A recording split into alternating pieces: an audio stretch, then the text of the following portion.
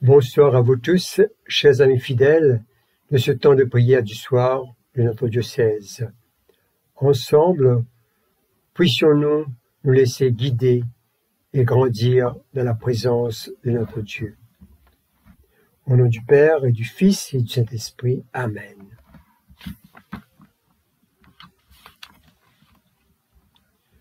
À toi le jour, Seigneur, à toi la nuit. Toi qui ajustas le soleil et les astres, toi qui fixa les bords de la mer, l'hiver et l'été, c'est toi qui les formes. Devant notre Dieu, nous reconnaissons nos fautes, nos angoisses, nos douleurs, et nous venons devant notre Dieu pour les placer devant son trône de grâce. Ensemble, confessons nos péchés. Dieu de miséricorde, nous confessons que nous avons péché contre toi, en pensée, en parole et en acte, par ce que nous avons fait et ce que nous avons omis de faire. Nous ne t'avons pas aimé de tout notre cœur, nous n'avons pas aimé notre prochain comme nous-mêmes. Sincèrement, nous regrettons ces fautes. Humblement, nous nous en repentons pour l'amour de ton Fils Jésus-Christ. Prends pitié de nous et pardonne-nous. Alors ta volonté fera notre joie, et nous pourrons marcher dans tes chemins pour la gloire de ton nom. Amen. Que le Dieu Tout-Puissant vous fasse miséricorde, qu'il vous pardonne vos péchés, par Jésus-Christ notre Seigneur, qu'il vous affermisse en tout bien, et par la puissance de l'Esprit Saint, qu'il vous garde pour la vie éternelle. Amen.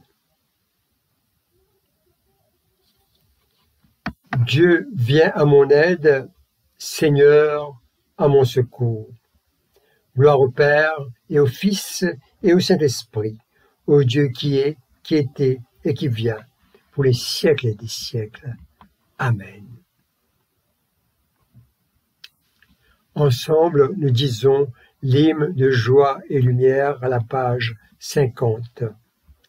Joie et lumière de la gloire éternelle du Père, le Très-Haut, le Très-Saint, ô Jésus-Christ, parvenu à la fin de ce jour, contemplant cette clarté dans le soir, nous chantons le Père, le Fils et le Saint-Esprit de Dieu.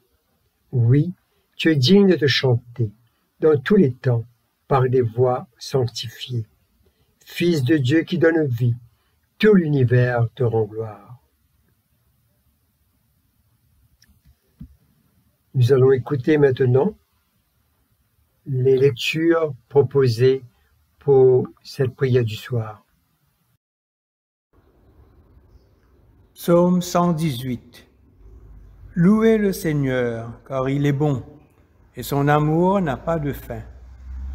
Tribu d'Israël, à vous de répéter, son amour n'a pas de fin. Descendants d'Aaron, à vous de répéter, son amour n'a pas de fin. Vous, ces nouveaux fidèles, à vous de répéter, son amour n'a pas de fin.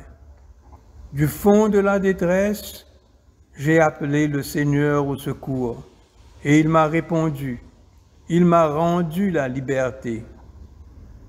Le Seigneur est pour moi, je n'ai peur de rien. Que peuvent me faire les hommes? Le Seigneur est pour moi, il me porte secours. Je vois la défaite de ceux qui m'en voulaient. Mieux vaut recourir au Seigneur que de compter sur un homme. Mieux vaut recourir au Seigneur que de compter sur des gens influents. Les païens m'avaient tous encerclé. Grâce au Seigneur, je les ai repoussés. Leur cercle se refermait autour de moi. Grâce au Seigneur, je les ai repoussés. Ils m'asseillaient comme un essaim d'abeilles, mais ils se sont éteints comme un feu de paille. Grâce au Seigneur, je les ai repoussés. On m'avait bousculé pour me faire tomber, mais le Seigneur est venu à mon aide. Ma grande force, c'est le Seigneur. Il est venu à mon secours. Des cris de joie et de délivrance remplissent les tentes des fidèles. La main droite du Seigneur est victorieuse, la main droite du Seigneur est haut et levée. La main droite du Seigneur est victorieuse. Je ne vais donc pas mourir, mais je vivrai pour raconter ce que le Seigneur a fait. Il est vrai que le Seigneur m'a corrigé, mais il ne m'a pas laissé mourir. Ouvrez-moi les portes réservées aux fidèles, que j'entre pour louer le Seigneur. Voici la porte qui mène auprès du Seigneur, que les fidèles entrent par là. Je te louerai, Seigneur, quand tu m'as répondu, tu es venu à mon aide. La pierre dont les maçons ne voulaient pas est maintenant la principale, la pierre de l'angle. Cela vient du Seigneur. Pour nous, c'est une merveille. Ce jour de fête est l'œuvre du Seigneur. Crions notre joie, soyons dans l'allégresse. Ah Seigneur, viens à notre aide. Ah Seigneur, donne-nous la victoire. Que Dieu bénisse celui qui entre ici au nom du Seigneur. De l'intérieur de son temple, nous vous transmettons sa bénédiction. Le Seigneur est le seul Dieu. Il nous a éclairés de sa lumière. Formez le cercle de la ronde jusqu'aux angles de l'autel. Seigneur, tu es mon Dieu, je veux te louer. Mon Dieu, je veux proclamer ta grandeur. Louez le Seigneur, car il est bon, et son amour n'a pas de fin. Gloire soit au Père, au Fils et au Saint-Esprit, comme il est au commencement, comme il est maintenant, et comme il sera éternellement. Amen. 2 Samuel, chapitre 17, versets 1 à 23. Peu après, Ahitophel dit à Absalom, « Permets-moi de choisir 12 000 hommes et de me lancer à la poursuite de David cette nuit même. Je le surprendrai au moment où il sera fatigué et démoralisé, et je l'épouvanterai. Tous ceux qui l'accompagnent s'enfuiront, et alors je le tuerai, lui seul. Ensuite, je ramènerai à toi tout le peuple. En effet, dès que l'homme dont tu veux te débarrasser sera mort, tout le peuple reviendra à toi et vivra en paix. » Cette proposition parut judicieuse à Absalom et à tous les anciens d'Israël. Cependant, Absalom ordonna qu'on appelle également Hushai, l'Archite, et qu'il nous donne son avis. Quand Hushai arriva, Absalom lui dit ce que Ahitophel avait proposé. Puis il lui demanda, « Devons-nous exécuter son plan? Sinon, fais-nous une autre proposition. » Hushai répondit à Absalom, « Cette fois-ci, le conseil donné par Ahitophel n'est pas le meilleur. Tu connais bien ton père et ses hommes. Ce sont tous de vaillants soldats, et ils sont exaspérés, comme une ours qui aurait perdu son petit dans la campagne. Par ailleurs, ton père, qui est un homme de guerre, ne passera pas la nuit avec les autres. Actuellement, il est certainement caché dans une grotte ou en quelques autres endroits. Si dès le début, il y a des tués dans nos rangs, la nouvelle se répandra que l'armée d'Absalom a subi une défaite. Alors, même les plus braves, ceux qui ont eu un cœur de lion, perdront courage, car tous les Israélites savent que ton père est un valeureux combattant et que ses compagnons sont pleins de bravoure. Voici donc ce que je propose. Mobilise tous les soldats israélites, d'un bout à l'autre du pays, en aussi grand nombre que les grains de sable au bord de la mer. Ensuite, va combattre personnellement avec eux. Nous atteindrons David où qu'il se trouve. Nous lui tomberons dessus comme la rosée sur le sol. De lui et de ses hommes, pas un seul n'en réchappera. S'il se réfugie dans une ville, tous nos soldats amèneront des cordes et nous traînerons cette ville dans le torrent voisin, jusqu'à ce qu'il n'en reste plus le moindre caillou. Absalom et les Israélites déclarèrent: le conseil de Hushai est meilleur que celui d'Ahitophel. En effet, le Seigneur avait décidé de faire échouer le conseil, pourtant valable, d'Ahitophel, afin d'amener le malheur sur Absalom. Hushai rapporta au prêtre Sadoc et Abiathar ce qu'Ahitophel avait proposé à Absalom et aux anciens d'Israël, et ce que lui-même avait ensuite proposé. Et maintenant, ajouta-t-il, dépêchez-vous d'envoyer un message à David. Faites-lui dire de ne pas passer la nuit dans la plaine du Jourdain. Il doit absolument traverser le fleuve, afin de ne pas se faire exterminer avec tous ses compagnons. Jonathan, fils d'Abiathar, et Ahimaas, fils de Sadoc, étaient postés près de la source du blanchisseur. Une servante était chargée de leur porter des messages qu'eux-mêmes devaient transmettre au roi David. En effet, il ne fallait pas qu'ils entrent dans la ville de peur d'être vus. Pourtant, un jeune homme les vit et en informa Absalom. Les deux messagers se hâtèrent alors de partir.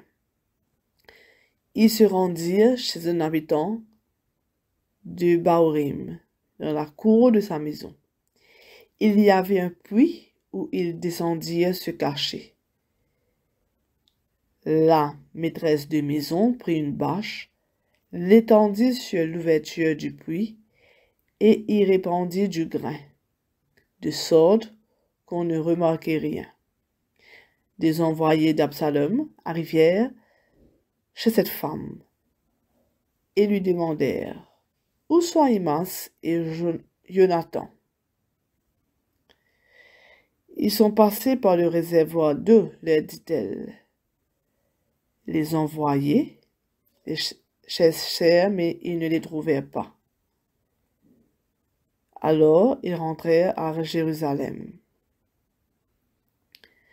Après leur départ, Ahimaas et Jonathan sortirent du puits et allèrent avertir le roi David.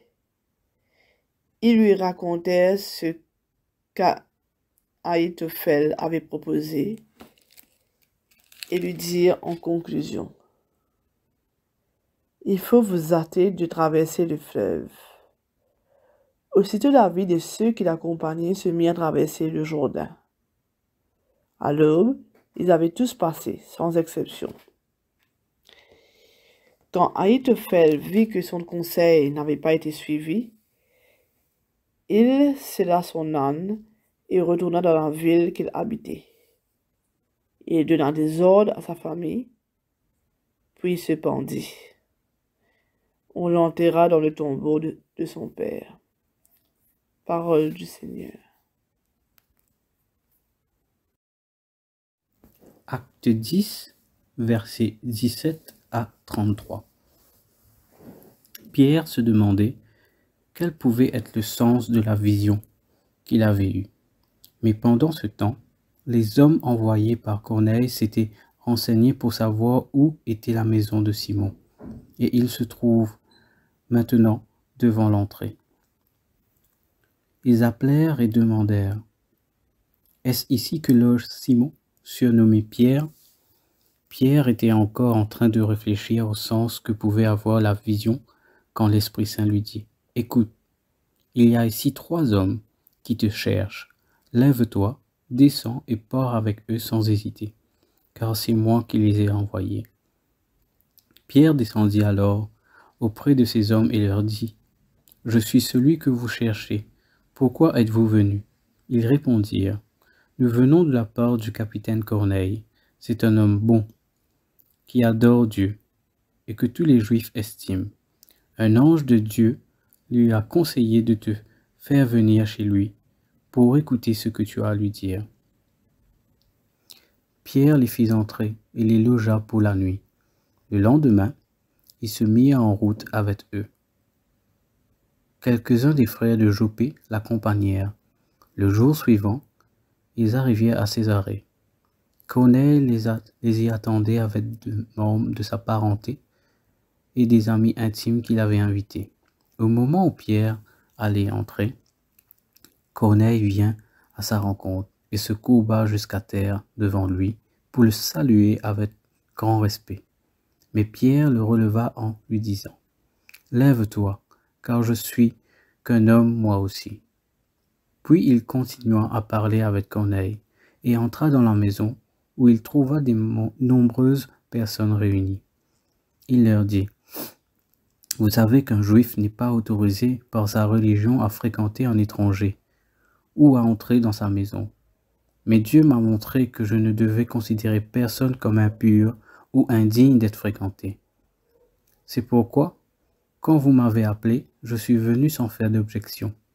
J'aimerais donc savoir pourquoi vous m'avez fait venir. » Corneille répondit: « Il y a 3 jours, à la même heure, à 3 heures de l'après-midi, je priais chez moi. Tout à coup, un homme qui portait un vêtement brillant se trouvait devant moi et me dit: « Corneille, Dieu a entendu ta prière et n'oublie pas l'aide que tu as apportée aux pauvres. Envoie donc des hommes à Jopé pour en faire venir Simon, surnommé Pierre. Il loge dans la maison de Simon, un ouvrier sur cuir qui habite au bord de la mer. J'ai immédiatement envoyé des gens te chercher et tu as bien voulu venir. Maintenant, nous sommes tous ici devant Dieu pour écouter tout ce que le Seigneur t'a chargé de dire. » Parole du Seigneur.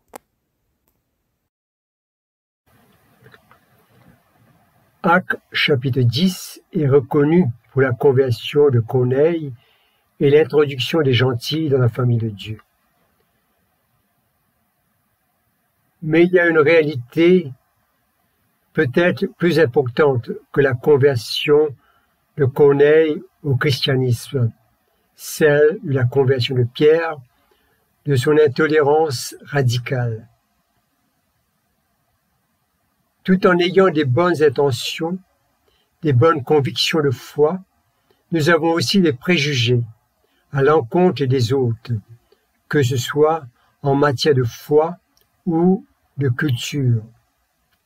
La culture et les principes religieux juifs sont enracinés dans la personne de Pierre. Il est perturbé par sa vision qui fait front à sa compréhension des interdits et des impurs. Les interdits et les impurs sont une manière de vivre des Juifs.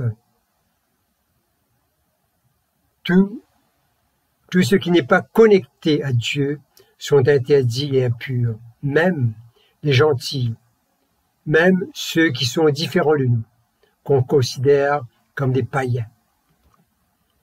La vision de Pierre était un élément catalyseur pour créer l'espace pour les païens et les gentils.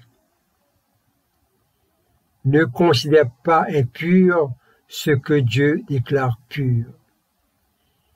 Pierre, comme beaucoup des chrétiens de notre temps, ont des préjugés à l'encontre des autres, surtout ceux qui sont différents de nous en termes de foi, et bien des fois de ceux de la même foi, mais d'une autre culture. Les préjugés jouent toujours un rôle perturbateur dans la vie de l'Église depuis la nuit des temps et encore aujourd'hui.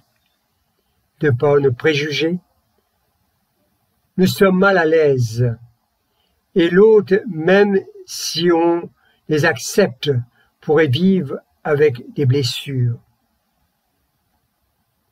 La lecture de ce chapitre nous met en perspective le sens de l'hospitalité, un espace pour accueillir l'autre avec sa différence. D'un côté, nous voyons Dieu à l'œuvre dans la vision de Corneille, cet homme pieux dans sa culture et sa dimension religieuse de la vie romaine, et de l'autre côté, Dieu prépare le cœur de Pierre à voir au-delà des limites de sa compréhension juive, un regard avec Dieu vers les autres. Corneille, un gentil, rassemble toute sa famille et ses amis pour rencontrer Pierre, avec un cœur prêt à écouter et à accueillir des choses nouvelles. Corneille tombe aux pieds de Pierre, une attitude d'autant plus remarquable que les Romains ne s'inclinent jamais devant un étranger.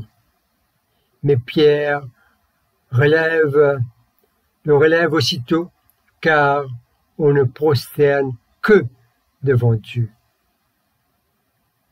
Pierre a une compréhension macérée dans la marmite des principes juifs, déclara « Dieu m'a montré que je devais considérer personne comme impur ou indigne d'être fréquenté. » Pierre se rend compte que Dieu aime chaque ethnie et race et qu'il ne montre aucune partialité quant à qui peut être sauvé. Dieu aime tout le monde de manière égale et exige que toutes les races et ethniques soient traitées avec la même dignité. Pierre et Corneille représentent deux univers séparés, se sont sentis bénis en apprenant ce que Dieu a révélé à l'un et à l'autre. Les barrières sont abaissées.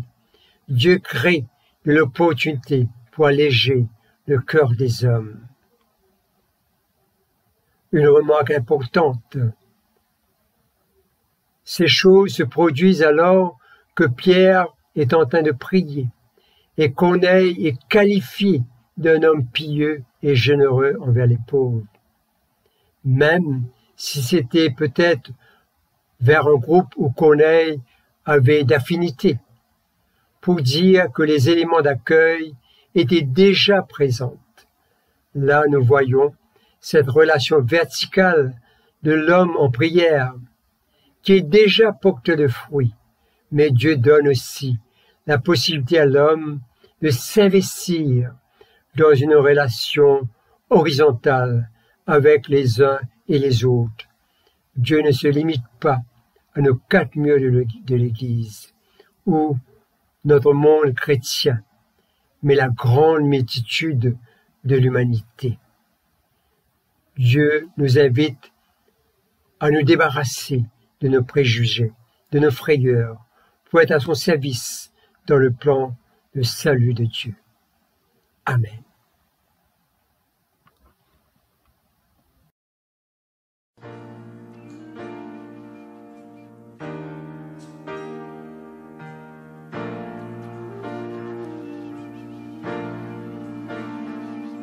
Comme l'eau d'un ruisseau, ta présence coule en moi.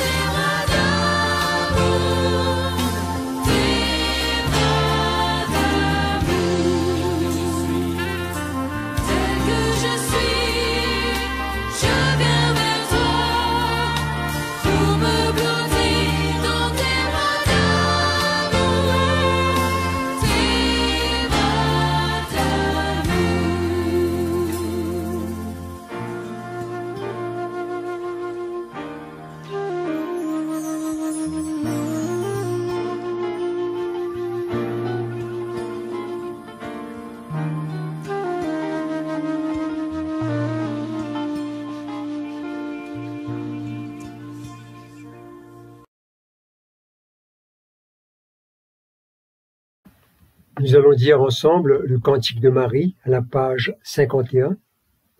Mon âme exalte le Seigneur, exulte mon esprit en Dieu mon Sauveur. Il s'est penché sur son humble servante, désormais tous les âges me diront bienheureuse. Le puissant fit pour moi des merveilles, saint est son nom. Son amour s'étend d'âge en âge sur ceux qui le craignent. Déployant la force de son bras, il disperse les superbes. Il renverse les puissants de leur trône, il élève les humbles. Il comble des bienfaits les affamés, renvoie les riches les mains vides. Il relève Israël son serviteur, il se souvient de son amour, de la promesse faite à nos pères en faveur d'Abraham et de sa race à jamais. Gloire au Père et au Fils et au Saint-Esprit, pour les siècles et des siècles. Amen.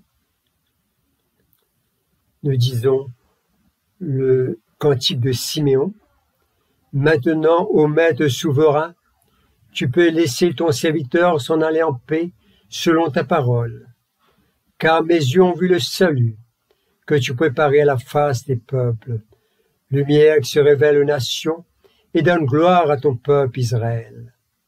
Gloire au Père et au Fils et au Saint-Esprit, pour les siècles et des siècles. Amen.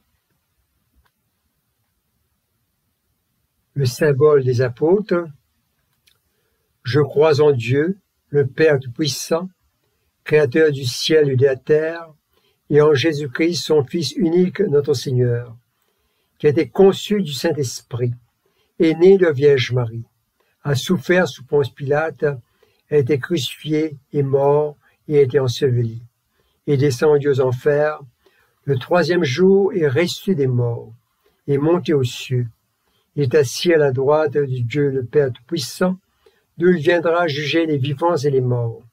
Je crois en l'Esprit Saint, à la Sainte Église catholique, à la communion des saints, à la rémission des péchés, à la résurrection de la chair, à la vie éternelle. Amen. Le Seigneur soit avec vous et avec votre esprit. Prions le Seigneur. Ensemble, nous disons la prière que notre Seigneur Jésus nous a enseignée. Notre Père, qui es aux cieux, que ton nom soit sanctifié, que ton règne vienne, que ta volonté soit faite sur la terre comme au ciel. Donne-nous aujourd'hui notre pain de ce jour. Pardonne-nous nos offenses, comme nous pardonnons aussi à ceux qui nous ont offensés. Et ne nous soumets pas à la tentation, mais délivre-nous du mal. Car c'est à toi qu'appartiennent le règne, la puissance et la gloire, pour les siècles et des siècles. Amen. Prions le Seigneur. Père Tout-Puissant, tu connais chacun de tes enfants, nos forces comme nos faiblesses. Bien des fois, nous sommes submergés par des informations reçues et emmagasinées à travers le temps. Des informations qui limitent l'œuvre de Dieu en nous et autour de nous. Accorde-nous comme Pierre et Corneille de saisir les opportunités de Dieu pour devenir des agents de bénédiction pour les uns et les autres. Père Tout-Puissant, nous plaçons devant toi la semaine de vocation de notre diocèse. Nous prions pour tes enfants, qu'ils puissent discerner ton appel au cœur de tous ces tumultes et ces incertitudes de notre temps. Et que, Seigneur, ils puissent répondre et s'engager avec toi en toute confiance. Père Tout-Puissant, nous te prions pour le monde et ses besoins. Avec la pandémie et ses conséquences, les guerres et les conflits, les fléaux sociaux, l'argent facile, la drogue, l'exploitation sexuelle et violence. Donne la paix et la sérénité pour régler les désordres de l'esprit humain, qu'ils réorientent leur vie pour faire le bien de tous. Père, avec confiance, nous élevons vers toi nos prières et nos supplications dans le nom béni de ton Fils Jésus-Christ, lui qui vit et règne avec toi et le Saint-Esprit, pour les siècles et des siècles. Amen. Collecte du jour. Permets, Dieu Tout-Puissant, que ton Église rassemblée par l'Esprit Saint manifeste sa puissance parmi tous les peuples, à la gloire de ton nom. Par Jésus-Christ notre Seigneur, qui vit et règne avec toi et le Saint-Esprit, un seul Dieu, dans les siècles des siècles. Amen.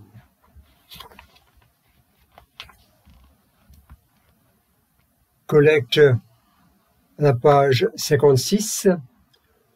Ô Dieu, source de la lumière éternelle, répands ton jour sans fin sur ceux qui veillent en t'attendant. Que nos lèvres te louent et que nos vies te bénissent, et que demain nous adorons te rendre gloire. Par Jésus le Christ, notre Seigneur. Amen. Ô Dieu, tu es la vie de tous les vivants, la lumière des croyants, la force de ceux qui peinent et le repos des défunts. Nous te rendons grâce pour les bienfaits de ce jour qui s'achève et nous implorons ta bénédiction pour la nuit qui vient. Conduis-nous en sûreté jusqu'aux heures du matin. Nous te le demandons par celui qui est mort et ressuscité pour nous, ton Fils, le Christ, notre Seigneur. Amen.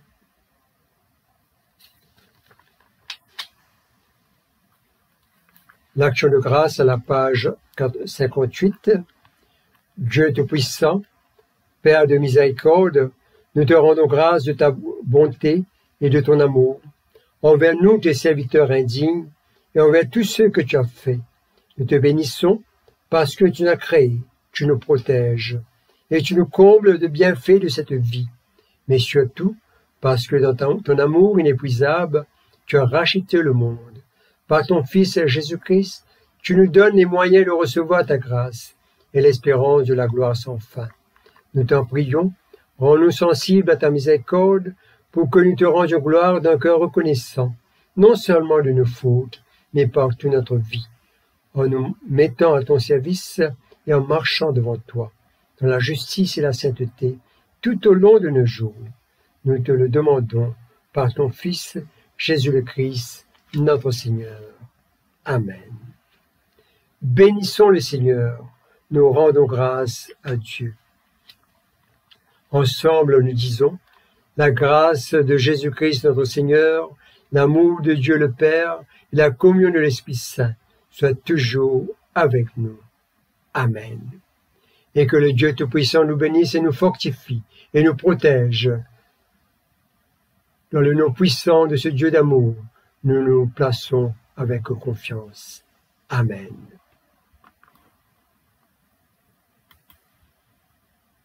Bonsoir à vous tous, chers fidèles de ce temps de prière. Bonsoir, merci de votre écoute, pour votre participation. Et soyons bénis dans notre marche à côté des uns et des autres sur le chemin de vie avec notre Seigneur. Bonne fin de soirée à vous tous. Merci.